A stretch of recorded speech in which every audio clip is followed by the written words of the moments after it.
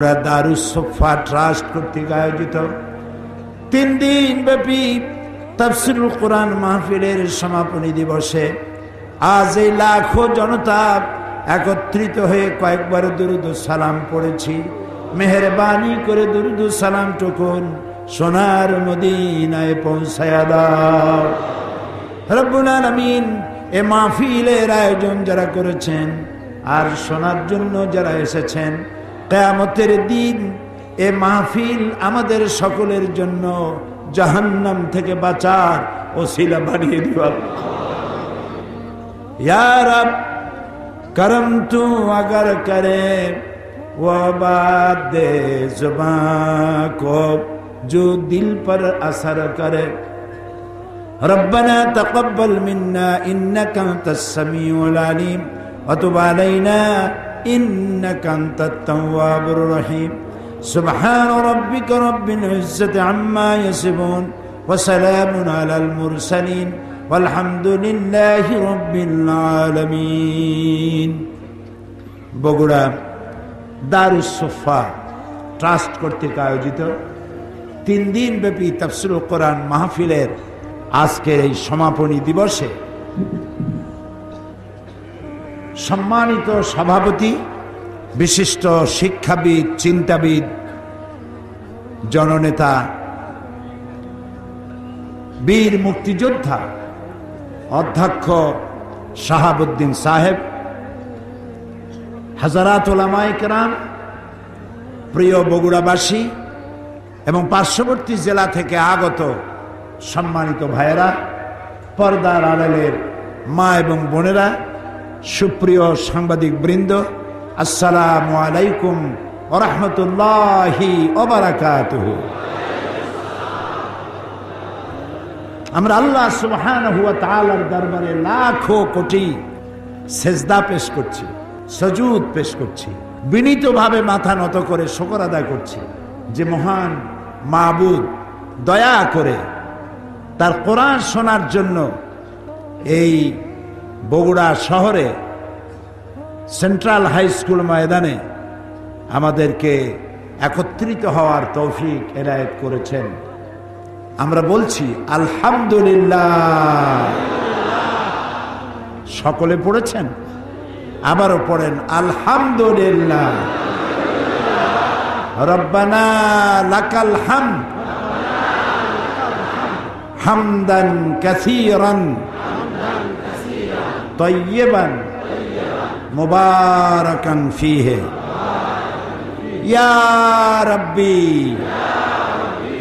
আকাশের দিকে তাকায় বলেন ইয়া রাব্বি লাকাল হামদু কামা ইয়ানবাগি লিজালালি ওয়াজহিকা ওয়া আযীমি সুলতানিকা। আমরা বিশাল আকাশের মালিক, বিস্তীর্ণ এই জমিনের মালিক, কুল কায়নাতের মালিক আল্লাহ সুবহানাহু ওয়া তাআলার দরবারে শুকরিয়া আদায় করে নিলাম আলহামদুলিল্লাহ।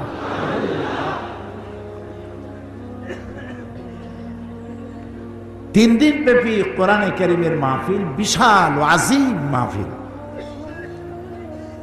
এর থেকে শ্রেষ্ঠ মাহফিল, এর থেকে পবিত্র মাহফিল আল্লাহর আকাশের নিচে জমিনের উপরে আর একটাও হতে পারে না। কারণ এই গত 2 দিন আর আজকের দিন আমরা যা বলেছি আল্লাহর কথা বলেছি, আল্লাহ রসুলের কথা বলেছি। সুতরাং যেই মাহফিলে আল্লাহর কথা বলা হয়, রসুলের কথা বলা হয়, জিকির আজকার করা হয়, নামাজ আদায় করা হয়, আমি শুনতে পেলাম এখানে জামাতে নামাজ আদায় হয়েছে, লোকেরা মাটিতে সেজদা দিতে পারে নাই, একজনের পিঠের উপর আরেকজনের সেজদা দিয়েছে। এতে কেউ মনে করবেন না যে নামাজ হয় নাই, নিশ্চয়ই নামাজ হয়ে গেছে। ইসলাম কোনো কঠিন জিনিসই না, কঠিন আমরা বানাইছি। লা ইউকাল্লিফুল্লাহু নাফসান ইল্লা উসাহা। আল্লাহ তাআলা বলছেন এমন কোন আইনই আমি বানাই নাই যে আইনটা মানতে গিয়ে মানুষের কষ্ট হবে, এমন আইন আমি বানাই নাই। ওয়ামাল্লাহু বিযাল্লামিন লিল আবিদ। আমি আমার বান্দার উপরে জুলুম করি না। সুবহানাল্লাহ, সুবহানাল্লাহ, সুবহানাল্লাহ। বিশাল জামাতে নামাজ পড়েছেন। শুনতে এসেছেন কার বাণী? আল্লাহর মহান আল্লাহর মহাপবিত্র বাণী শোনার জন্য আসছেন। এই কোরআন এর মুজিজা শুনতে চান না দেখতে চান? মানুষে বলে যে দেখাই যায়, তা শোনে কিনা? কোরআনের মুজিজা দেখুন। এরকম একটা সমাবেশ যদি কোনো রাজনৈতিক দল করে, কত লক্ষ টাকা ব্যয় করা লাগবে বলেন। তারপরেও এই মানুষগুলিকে এইরকম বসায় রাখা যাবে না।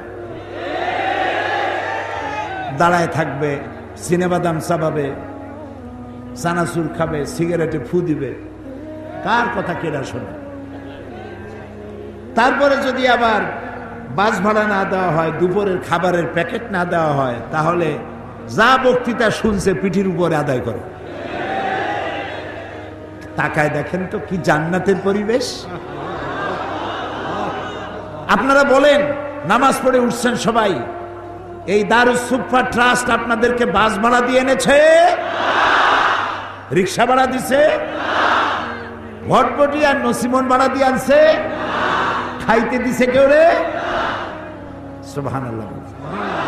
তাহলে এই যে বিশাল সমাবেশ, জান্নাতি পরিবেশ, আমি শুধু এই কথাটুকুন বলতে চাই যে কোরআনের কথা শুনতে আসলে যদি এই শান্তি হয়, তাহলে এই কোরআনের আইন যদি রাষ্ট্র মানে, সমাজ মানে, এই পৃথিবী তো জান্নাত হয়ে যাবে। বলো আল্লাহু আকবার, আল্লাহু আকবার, আল্লাহু আকবার।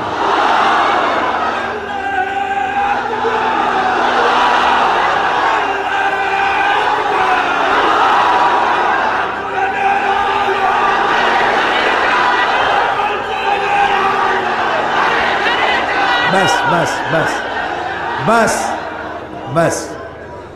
তো আলহামদুলিল্লাহ, কোরআনের মুজিজা শুনাইলাম না, দেখাই দিলাম। আলহামদুলিল্লাহ, পৃথিবীর কোন শক্তি নাই এমন যে এই রকমের মানুষ, বিনা পয়সায় এত মানুষ খামোখা আসে। খাওয়াবেনও না, যাতায়াতের পয়সাও দেবেন না, আর ঘন্টার পর ঘন্টা চুপ করে বসে থাকবে। আল্লাহর কসম, কার নামে কসম করলাম? আল্লাহর কসম। আবারও বলি আল্লাহর কসম, এই কেরামতি সাইদির নয়, এই আকর্ষণ সাইদির নয়, এই আকর্ষণ ওভার 100% আকর্ষণ আল্লাহর কোরআনে। মানুষ কোরআন শুনতে আসছে, সাইদির চেহারা দেখতে আসে না। এই কোরআন আমার জীবন, এই কোরআন আমার রূহ, এই কোরআন আমার বেঁচে থাকার দলিল।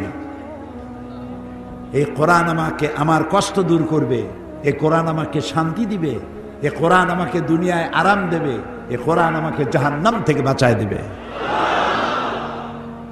জান্নাতেও আল্লাহ তাআলা দরজা, মাকাম বুলন্দ করে দেবেন। আল্লাহ তাআলা বলবেন জান্নাতীদেরকে, তেলাওয়াত করো আর উঠতে থাকো। জান্নাতে উপরের দিকে উঠতে, তেলাওয়াত করো আর উঠতে থাকো। উঠতে উঠতে যে জায়গায় তোমার তেলাওয়াত শেষ, ওই জায়গাটা তোমার। এখন হাফেজের জায়গা কোথায় হবে চিন্তা করো। সুবহানাল্লাহ। আমরা তো কুল্লু আল্লাহ, আলহামদুলিল্লাহ, আলম তারা, লাইলাফে কুরাইশিন, বা শেষ। হাফেজের কিসমত কত! সুবহানাল্লাহ। ও 30 পারা পড়বে। রাসূলুল্লাহ বলেছেন, আল্লাহ তাআলা তাকে বলবেন, উঠো আর তেলাওয়াত করতে থাকো, যেখানে তোমার তেলাওয়াত শেষ ওই জায়গাটা তোমার। তো নিজেরা তো হাফেজ হইতে আমরা পারি নাই, অন্তত ছেলেদেরকে বানাই, নাতিদেরকে বানাই, হাফেজে কোরআন বানাই, কি হবে? আল্লাহর নবী বলেন, মান ক্বারাআল কুরআনা ফাস্তাজহারাহু ফাহাল্লা হালালাহু ওয়া হাররামা হারামাহু আদখালাহুল্লাহুল জান্নাহ। আল্লাহর নবী বলেন, যে ব্যক্তি কোরআন পড়ল, কোরআনের হালাল জিনিসকে গ্রহণ করল, কোরআনের হারাম জিনিসকে বর্জন করল, আর কোরআনের প্রচারে নেমে গেল, ছড়িয়ে পড়ল, কিয়ামতের দিন আল্লাহ রাব্বুল আলামিন ওই ব্যক্তিকে জান্নাত দিয়ে দিবে।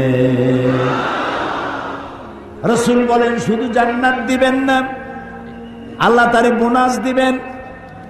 ওয়াশাফাআহু ফি আশরাতিন মিন আহলি বাইতিহি কুল্লুহুম কাদ ওয়াজাবাত লাহুন নার। আল্লাহর নবী বলেন শুধু জান্নাত দিবেন না, জান্নাতের অর্ডার দিয়ে আল্লাহ বলবেন অপেক্ষা করো, তোমার রক্ত সম্পর্কিত আত্মীয় স্বজনের মধ্য থেকে এমন 10 জনের জন্য আমার কাছে সুপারিশ করো, যেই 10 জনের জন্য হিসাবের পরে জাহান্নাম ওয়াজিব হয়ে গিয়েছিল। তোমার সুপারিশের কারণে ওই 10 জনকেও তোমার সাথে জান্নাত দিয়ে দেব। এ হচ্ছে সেই কোরআন। সুবহানাল্লাহ। এই কোরআনে কারীমকে আল্লাহ রাব্বুল আলামিন আমাদের কষ্ট বৃদ্ধি করার জন্য নাজিল করেন নাই, আমাদের কষ্ট দূর করার জন্য এসেছে কোরআন। এই পৃথিবীর মানুষদেরকে পথ দেখায়ছে 2 শ্রেণীর মানুষ। আম্বিয়া আলাইহিমুস সালাম আর এক দিকে আসছে দার্শনিক, ঐতিহাসিক, লিডার, এরা সবাই আসছে। তো দার্শনিকরাও মানুষকে পথ দেখিয়েছেন, নবীরাও পথ দেখাইছেন। এখন আপনি কোন দিকে যাবেন? দার্শনিকদের দেখানো পথের দিকে যাবেন না নবীর দেখানো পথের দিকে যাবেন? দার্শনিকদের দেখানো পথের দিকে যদি না যাই তাহলে কেন যাব না, আর নবীর পথের দিকে যদি যাই তাহলে কেন যাব? তারও একটা যুক্তি থাকা প্রয়োজন। যুক্তিটা হলো এই, যারা দার্শনিক তারা মানুষকে পথ দেখিয়েছেন ম্যান মেড ইজম দিয়ে, নিজের মস্তিষ্ক প্রসূত জ্ঞান দিয়ে মানুষের চলার পথ তারা তৈরি করেছেন। আর মানুষের তৈরি করা পথ সবসময় ভুল হয়, স্বাভাবিক, যেহেতু মানুষ তার জ্ঞানের পরিধি, জ্ঞানের চৌহদ্দি হচ্ছে সে অতীত ভুলে যায়, ভবিষ্যৎ জানে না, বর্তমান সম্পর্কে সিদ্ধান্ত নিতে গিয়ে ভুল করে। এই জন্য তারা যত কথা বলেছেন কোনো কথা স্থায়ী হয় না। তারা যত আইন তৈরি করেছে সে আইনগুলি পৃথিবীর কোনো ভূখণ্ডে স্থায়ী কোনো শান্তি দিতে পারে নাই। আর নবীরা যেটা দিয়েছেন, নবীদের কথা এক, দার্শনিকদের কথা এক একজনের এক এক রকমের, আর নবীদের কথা এক। আদম আলাইহিস সালাম যা বলেছেন নূহ আলাইহিস সালাম তাই বলেছেন, ইব্রাহিম আলাইহিস সালাম যা বলেছেন মুসা আলাইহিস সালাম তাই বলেছেন। আপনারা কি বলতে পারবেন যে ইদ্রিস আলাইহিস সালাম বলেছেন আল্লাহ আছেন আর ইয়াকুব আলাইহিস সালাম বলেছেন এতে কিছু সন্দেহ আছে? একজন নবী বলেছেন পরকাল আছে, আর একজন বলেছেন পরকাল নাও থাকতে পারে। এরকম তাদের মধ্যে কোনো কথা নিয়ে ইখতিলাফ হয়েছে? হয় নাই। কেন হয় নাই? কারণ হলো নবীদের কাছে যে কথাগুলি এসেছে তা একটা অফিস থেকে এসেছে। অফিসটা কার? সবাই বলেন। আর একজন মাত্র নির্ভরযোগ্য স্পেশাল মেসেঞ্জার আল্লাহর কাছ থেকে বাণীগুলো এনে নবীদের কাছে পৌঁছে দিয়েছেন। সেই স্পেশাল মেসেঞ্জারের নাম কি? মাশাআল্লাহ, আপনাদের ওয়াজ শুনাইয়া মজা আছে, কারণ আপনারা বোঝেন। আলহামদুলিল্লাহ। জিব্রাইল, আল্লাহ তাকে প্রচন্ড ক্ষমতা দিয়েছেন, তাকে আল্লাহ তাআলা বলেছেন শাদীদুল কুওয়া, প্রচন্ড ক্ষমতা রাখেন। রূহুল আমিন, আল্লাহ তাআলা তার প্রশংসা করেছেন। নবী করিম সাল্লাল্লাহু আলাইহি ওয়াসাল্লাম বলেছেন আমি জিব্রাইলকে সচক্ষে আসল সূরতে 2 বার দেখেছি, অরিজিনাল সূরতে 2 বার দেখেছি। পাখির যেমন 2টো ডানা থাকে, জিব্রাইলের আমি 600 ডানা দেখেছি। এবং আকাশ থেকে জমিন পর্যন্ত পৌঁছাতে তার ডানা দিয়ে 2 বার মাত্র ঝাপটা মারে, আকাশ থেকে জমিনে এসে পৌঁছে যায়। আল্লাহর অফিস থেকে, আল্লাহর কাছ থেকে বাণী বহন করে নিয়ে এসে নবীদের কাছে পৌঁছায়ছেন কে? জিবরাইল আলাইহিস সালাম। এখন আল্লাহ তাআলা এই মানব গোষ্ঠীকে সৃষ্টি করে তাদের পথ দেখিয়ে দিয়েছেন। পথ দেখাবার জন্য 2টি রাস্তা, 2টি জিনিস দিয়েছেন। একটা হলো কিতাব আর একটা হলো নবী। কয়টা জিনিস? একটা হলো নবী আর একটা হলো কিতাব। এখন যদি শুধু নবী আসতেন, কিতাব দেওয়া না হতো, তাহলে জনগণ নবীকেই আল্লাহ বানায় ফেলতো। ঈসা আলাইহিস সালামরে আল্লাহ বানাইছে না? তারা আল্লাহর ছেলে বানাইছে না? وقالت النصارى المسيح ابن الله খ্রিস্টানেরা বলে মসিহ হচ্ছে আল্লাহর পুত্র, বলেন নাউজুবিল্লাহ। ইহুদিরা কম যায় নাই, তারা কি বলেছে? وقالت اليهود عزير ابن الله, ইহুদিরা বলেছে উজাইর হচ্ছে আল্লাহর পুত্র, বলেন নাউজুবিল্লাহ। এখন দুই দলে ঝগড়া লেগে গেল, ওরা বলে আমাদেরটা ঠিক, এরা কয় আমাদেরটা ঠিক। শেষ পর্যন্ত তারা একটা মীমাংসা করলো যে আমাদের সবার কথা ঠিক, উজাইরও আল্লাহর পুত্র, ঈসাও আল্লাহর পুত্র, আর আমরা হলাম আল্লাহর নাতি। নাহনু আবনাউল্লাহ, আমরাও আল্লাহর নাতিপুতি, এবং আল্লাহ আমাদেরকে অত্যন্ত ভালোবাসেন। আমরা যত মদ খাই আর যত পাপ করি না কেন, কিয়ামতের দিন আল্লাহ আমাদেরকে জাহান্নামে দিবেন না। যদি কোনো বেশি গুনার কারণে জাহান্নামে তিনি যদি দেন, লান তামাসসানান নার ইল্লা আইয়ামান মাদুদা, যদি আল্লাহ আমাদেরকে জাহান্নামে ফেলেনও তো কোনো রকম করে এইভাবে একটু জাহান্নামে থুইয়া একটা স্যাক দিয়ে উঠাই নিয়ে আসবে, বেশি সময় আমাকে দোজখে ফালায় রাখবেন। তাহলে আল্লাহ তাআলা আমাদের প্রতি ইহসান করেছেন, একদিকে দিয়েছেন নবী, আর একদিকে দিয়েছেন কিতাব। আমি বলেছি যদি কিতাব না দিয়ে শুধু নবী দিতেন, মানুষেরা তাহলে নবীদেরকেই আল্লাহ বানায় ফেলতো। আর যদি নবী না দিয়া শুধু কিতাব দিতেন, তাহলে মাঝিহারা নৌকার মতো সমুদ্রের উত্তাল তরঙ্গের মধ্যে ডুবে মরে যেত সব। এই জন্য আল্লাহ নবীও দিয়েছেন, কিতাবও দিয়েছেন, যেন কিতাব অনুযায়ী জাতিকে তারা পরিচালিত করতে পারেন। আমরা যদি সঠিক রাস্তার উপরে চলতে চাই, তাহলে আমাদেরকে এদিক ওদিক গেলে চলবে না, কোরআন অনুযায়ী জীবন চালাও। ইল্লা তাযকিরাতান লিমান ইয়াখশা তানজিলাম মিম্মান খালাকাল আরদা ওয়াস সামাওয়াতিল উলা। আলহামদুলিল্লাহ, এটা যে আল্লাহর বাণী তা শুনলেই বোঝা যায়, বলেন সুবহানাল্লাহ।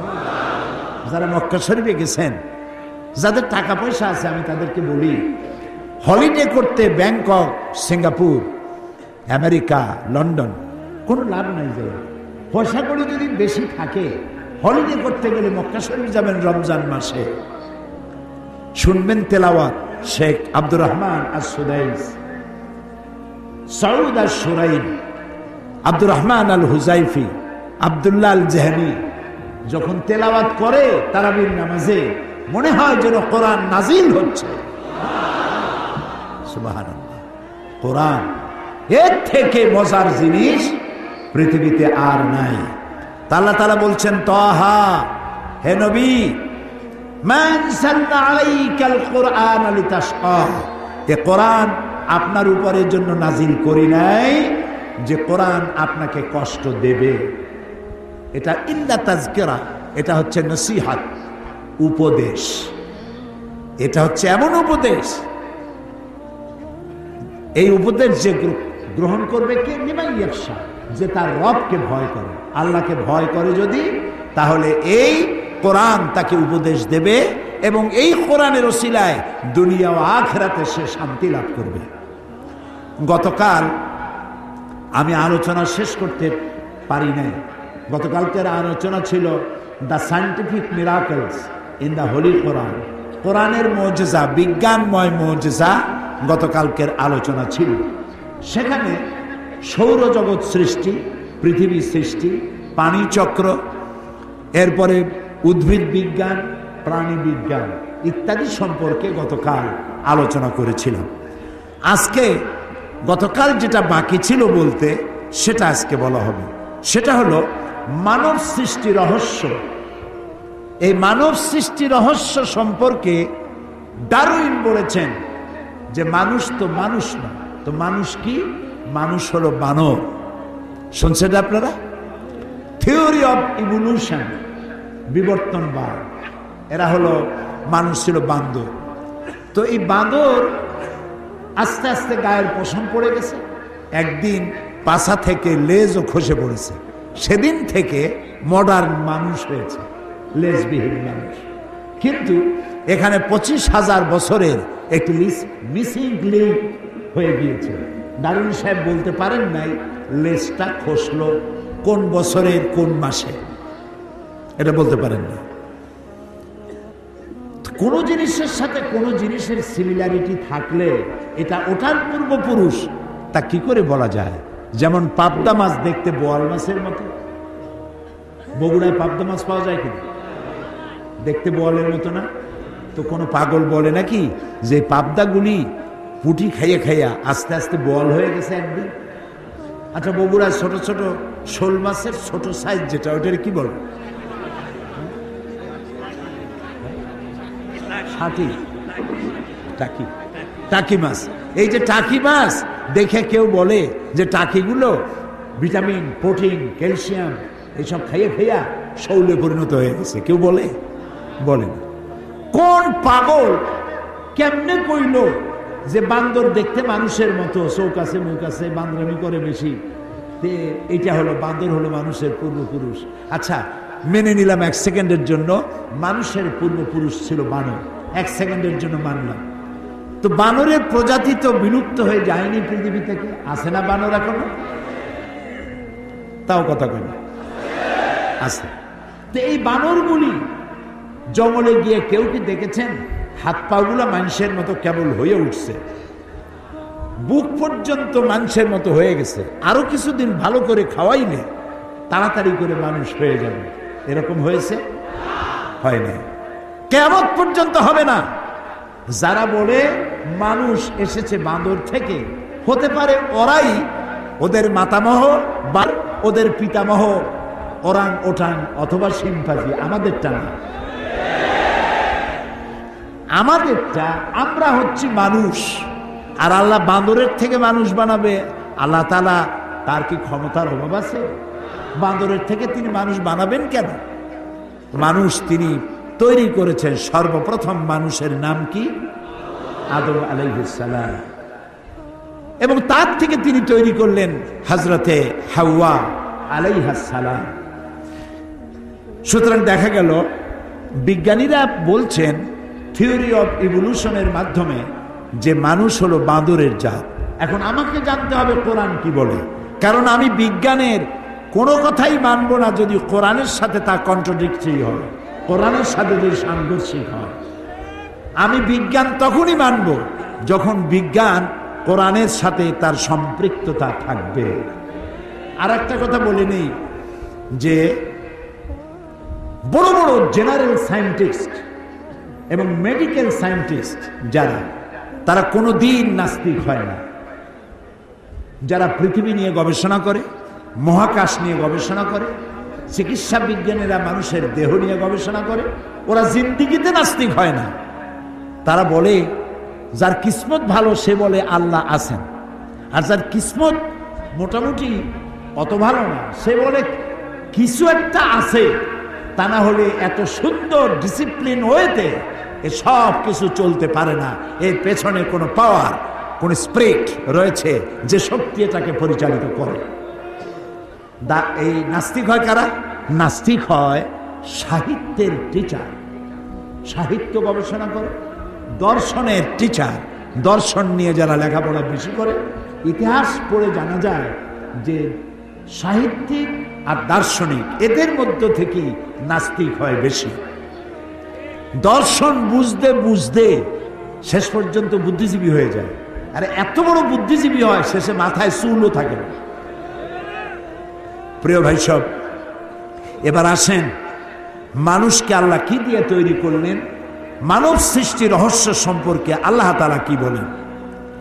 আল্লাহ তাআলা কোরআনে কারিমে বলেন, ফালইয়ানজুরিল ইনসানু মিম্মা খুলিকা মিম্মা ইন দাফিকি ইয়াখরুজু মিন বাইনিস সুলবি ওয়াত তারাইব। আল্লাহ তাআলা বলছেন ফালইয়ানজুরিল ইনসান মিম্মা খুলিক। মানুষ কি চিন্তা করে না যে তাকে কিভাবে বানানো হয়েছে, তোমাকে কেমনে সৃষ্টি করেছি? খুলিকা মিন মাইন দাফিক, সবেগে নির্গত পানি দিয়ে তোমাকে সৃষ্টি করা হয়েছে, যা ইয়াখরুজু মিন বাইনি সুলবি ওয়াত তারাইব, যা পিতার পৃষ্ঠদেশ এবং মায়ের বক্ষপিঞ্জর থেকে তৈরি হয়। এবং এটা গিয়ে আল্লাহ তাআলা বলছেন পরবর্তীতে এটা গিয়ে মাতৃরেহেমের মধ্যে এটা পৌঁছে যায়। তারপরে কি হয়? আল্লাহ রাব্বুল আলামিন বলেন ইয়াখলুকুকুম মিন বুতুনি উম্মাহাতিকুম খালকাম মিন বাদি খালকিন ফি যুলুমাতিন সালাস। আল্লাহ রাব্বুল আলামিন তোমার মায়ের পেটের ভিতরে তোমাকে সৃষ্টি করেছেন। ভ্রূণ তত্ত্ববিদরা বলেন যে স্পার্ম যেটা, শুক্রকীট যেটা, এটা মায়ের পেটের ভেতরে গিয়ে 3টি পর্দার আড়ালে থাকে। বিজ্ঞান বলতেছে যে মায়ের পেটের ভিতরে 3টা পর্দার আড়ালে থাকে। আজ থেকে 1450 বছর আগে কোরআন তার রাসূলের মাধ্যমে জানাচ্ছেন ফি যুলুমাতিন সালাস, 3টি অন্ধকার পর্দার আড়ালে স্পার্মটা থাকে। সুবহানাল্লাহ। এরপরে দেখো সুম্মা খালাকনান নুতফাতা আলাকাতান ফাখালাকনাল আলাকাতা মুদগাতান ফাখালাকনাল মুদগাতা ইযামা। আল্লাহ রাব্বুল আলামিন বলেন এরপরে সেই নুতফা, শুক্রকীট, স্পার্ম, সুম্মা খালাকনান নুতফাতা আলাকাতান, এটাকে আলাকা, মুআল্লাক শব্দ থেকে এসেছে আলাকা। মায়ের পেটের যে জরায়ু, বাচ্চাদানি, সেই বাচ্চাদানিতে এটা সেটে থাকে, ঝুলে থাকে, মুআল্লাক থাকে, আলাকা। সুবহানাল্লাহ। আর ভ্রূণতত্ত্ববিদরা এখন বলছে যে এটা লটকে থাকে, এটা ঝুলে থাকে। তারপরে ফাখালাকনাল আলাকাতা মুদগাতান, এরপরে এটা রক্তপিণ্ড এবং গোশতপিণ্ডে পরিণত হয়ে যায়। ফাখালাকনাল মুদগাতা ইযামা, এরপরে সেই মুদগা থেকে হাড্ডি তৈরি হয়। হাড্ডি দিয়ে কচি কচি হাড্ডি দিয়ে বডি ফার্ম একটা স্ট্রাকচার তৈরি করা হয়, বডির স্ট্রাকচার। এরপরে আল্লাহ বলছেন ফাকাসাউনাল ইযামা লাহমা, এরপরে হাড্ডির উপরে গোশত দিয়ে, চামড়া দিয়ে একটা মানুষের আকৃতি আমি মায়ের পেটে তৈরি করে দেই। তারপরে যখন 6 মাস কি 4 মাস 5 মাস বয়স হয়ে গেল, তখন তার মধ্যে রুহ দিয়ে দিই, প্রাণের সঞ্চার হয়েছে। এখন তার খাবারের প্রয়োজন, সে খাবে কি? তার শ্বাস প্রশ্বাসের ব্যবস্থা করি, খাবে কি? সেজন্য তাকে যেখানে রাখা হয় ওই জায়গাটাকে আল্লাহ তাআলা বলেছেন ফি কারারিম মাকিন, সুরক্ষিত জায়গা। কোনো পলুয়েশন অথবা কোনো রোগের জার এখানে প্রবেশ করার কোনো সুযোগ নাই। খাবে কি? সেজন্য আল্লাহ তাআলা বলছেন ওর নাভির সাথে আর ওর মায়ের নাভির সাথে একটা তার দিয়ে জোড়া লাগায় দেয়, মায়ের মাসিক অসুখকে বন্ধ করে দেয়। ওখান থেকে রক্ত এসে বাচ্চার শরীরকে ডেভেলপ করে, এটাকে আরো বেশি সুন্দর করে সুগঠিত করে। গ্রামে করে কি, পুত্রবধূ অথবা মেয়ে যখন গর্ভবতী হয় তখন শাশুড়িরা বলে এ কম খাও, বেশি খায়ও না, তাহলে ডেলিভারিতে কষ্ট হবে বেশি। তো মারাত্মক ভুল। এখন তো সে একা খায় না, তার খাবার দিয়ে তার বাচ্চাও খায়। এজন্য এই সময় তাকে বেশি ভিটামিনযুক্ত, প্রোটিন সমৃদ্ধ খাদ্য তাকে দিতে হবে, তাহলে সন্তানের বডি ফরমেশন আরো সুন্দর করে সুগঠিত হবে। আল্লাহ তাআলা বলছেন পেটের ভিতরে আস্তে করে বড় হলো, তৈরি করলাম কিভাবে? আল্লাহ তাআলা বলেন আল্লাযী খালাকাকা ফাসাওয়াকা ফাআদালাক ফি আইয়ি সূরাতিন মা শাআ রাক্কাবাক। আল্লাহ তাআলা বলেন আমি সৃষ্টি করলাম, সুন্দর করে আকৃতি দিলাম, ফি আইয়ি সূরাতিন মা শাআ রাক্কাবাক। রাক্কাবা ইউরাক্কিবু তারকিবান, জোড়া জোড়া তৈরি করলাম, অনেকগুলি জোড়া দিলাম। পায়ে জোড়া, হাঁটুতে জোড়া, কোমরে জোড়া, বাহুতে জোড়া, কনুতে জোড়া। আপনার হাতের আঙ্গুল থেকে শুরু করে বাহু পর্যন্ত কয়টা জোড়া বলতে পারেন? গুনে দেখেন নাই তো, অথচ আপনারই হাত। এই হাতের মধ্যে 6টা জোড়া আল্লাহ দিয়েছে। এই জোড়াগুলি যদি না দেওয়া হতো তাহলে ক্ষতি কি ছিল? ক্ষতি এই ছিল, আঙ্গুলে কোনো জোড়া নাই, এটা হাত হতো না, কাটা চামচ হইতো। কোনোই তো জোড়া নাই, এটা হাত হতো না, এটা একটা লাঠি হতো। ভাত খাবেন কি করে? ভাত মাখাবেন কি করে? মুখে দিবেন কি করে? দুইজন সামনাসামনি বসবেন, একজন আরেকজনের মুখে উঠাই দিবেন। নিজের খাবার হাত ক্লোজ হয় না বলে নিজের খাবার নিজের মুখে তুলে দিতে পারবেন না। সুবহানাল্লাহ বলবেন না?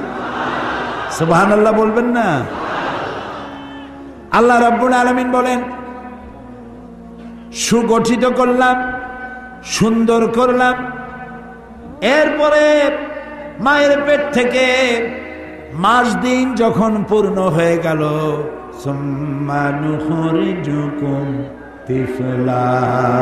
বাচ্চার আকারে মায়ের পেট থেকে বের করে নিয়ে আসলাম। সুবহানাল্লাহ। মায়ের পেট থেকে বেরিয়ে আসলে এখন তুমি খাবে কি? মায়ের পেটে যখন ছিল তখন খাবারের লাইন ছিল কয়টা বলেন? একটা লাইন ছিল। মায়ের পেট থেকে যখন বেরোলেন তখন সে লাইনটা কেটে দিয়েছে না? একটা লাইন কেটে গেছে, যাও খাইতো, লাইনটা কাটা। এখন খাবে কি? আমার আল্লাহ রাব্বুল আলামিন এমন আল্লাহ, আপনি পৃথিবীতে আসার সঙ্গে সঙ্গে মায়ের পেটের ভিতরে থাকাকালীন সময় যে লাইনটা ছিল লাইন কেটে দেওয়া হলো। এবার আল্লাহ রাব্বুল আলামিন মায়ের বুক থেকে সন্তানের খাবারের জন্য ডবল লাইন চালু করে দিলেন। মাতৃস্তনের বোটায় একটা ছিদ্র দিলে অনেকগুলি দুধ বেরিয়ে এসে গলা আটকে যেত। বাচ্চা তুমি, সেজন্য আমি আল্লাহ ওই স্তনের বোটার মধ্যে সূক্ষ্ম সূক্ষ্ম 32টি ছিদ্র করেছি, যাতে করে আস্তে করে চোষা দিলে দুধ এসে তোমার পেট ভরে যায়। আর এই দুধ শুধু দুধ নয়, বাচ্চা পৃথিবীতে আসলে 6 মাসের ভিতরে পানি খাওয়াবার কোনো প্রয়োজন নাই।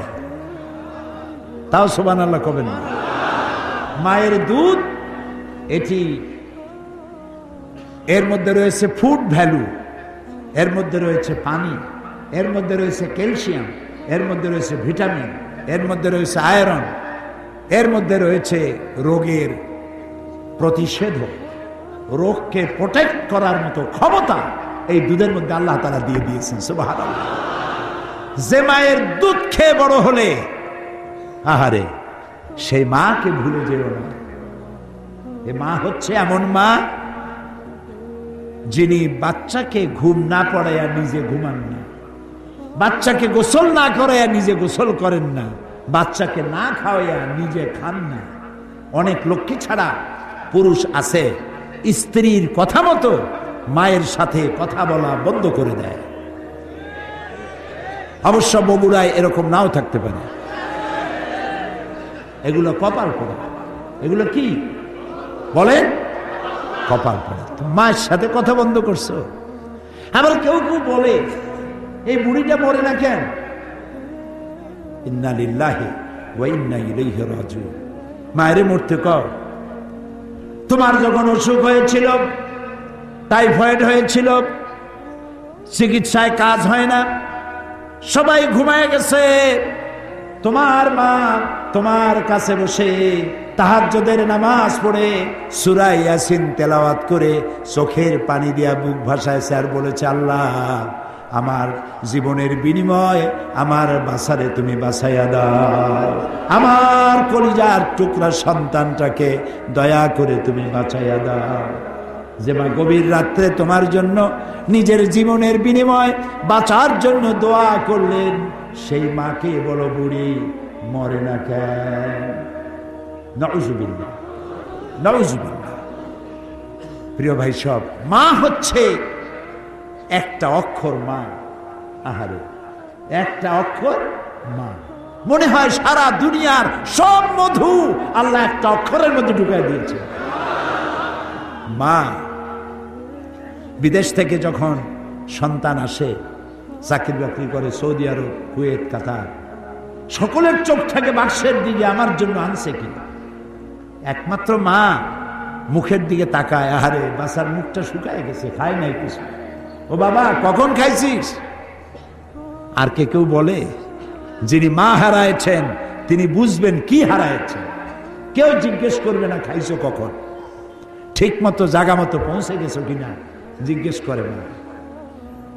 এজন্য কবি বলেছেন, বিদেশে বিরাজ্যে যার পুত্র মারা যায়, পশু পাখি না জানিতে আগে জানে মা।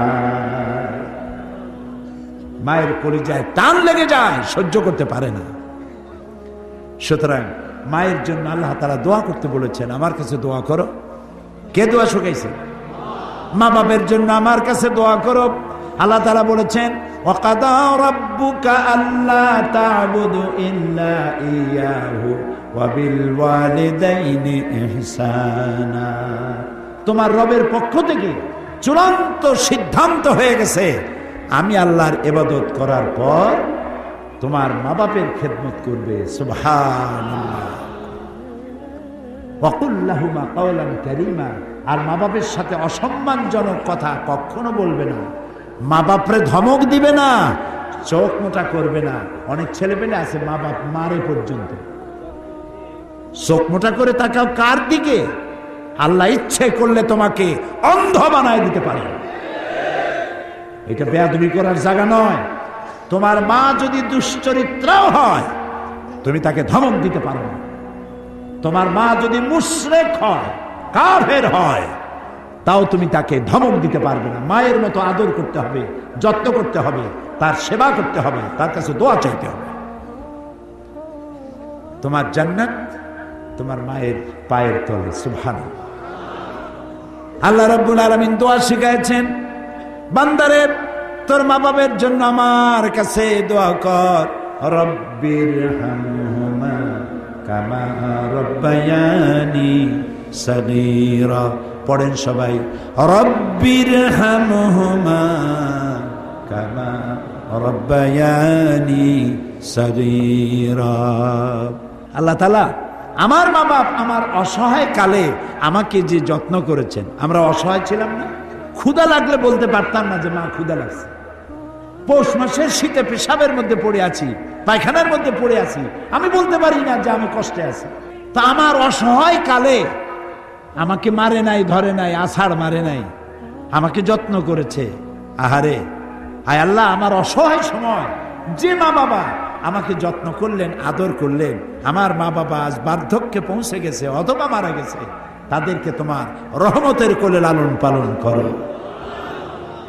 প্রিয় ভাই সব, মা বাপের খেদমতের ওয়াজ করা আজকে আমার বিষয় না।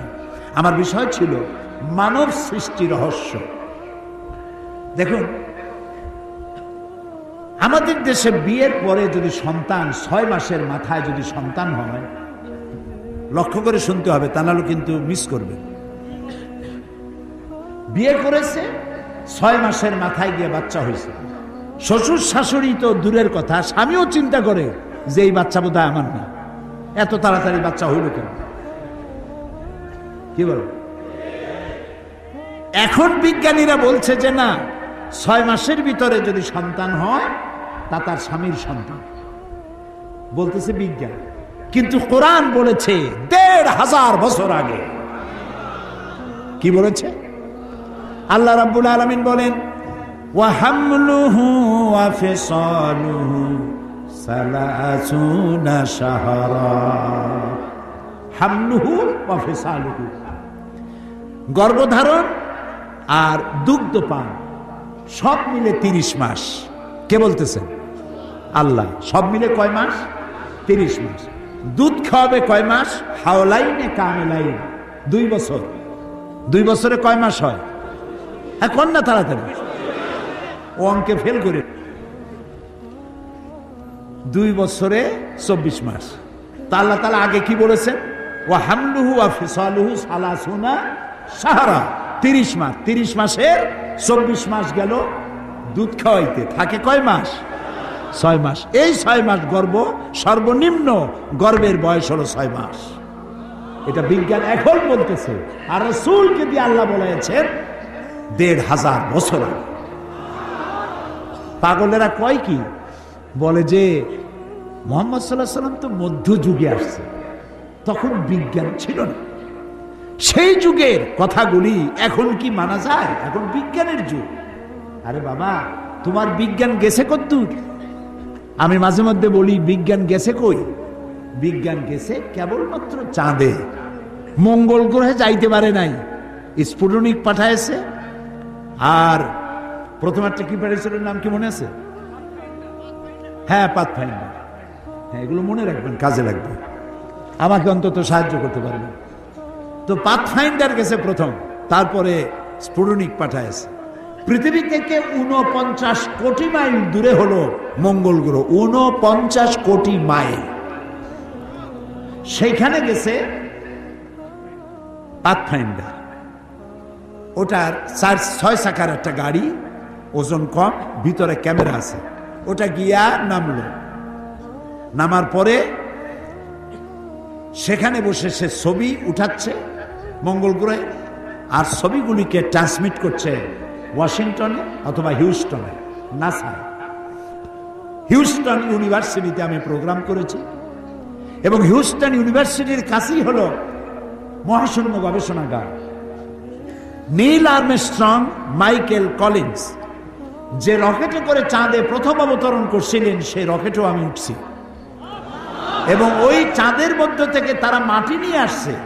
সেই মাটি, পাথর, অন্যান্য পদার্থ দূর করে শুধু মাটি একটা বক্সের মধ্যে রেখে তাতে আলু, টমেটো আর ভুট্টা লাগাইছে।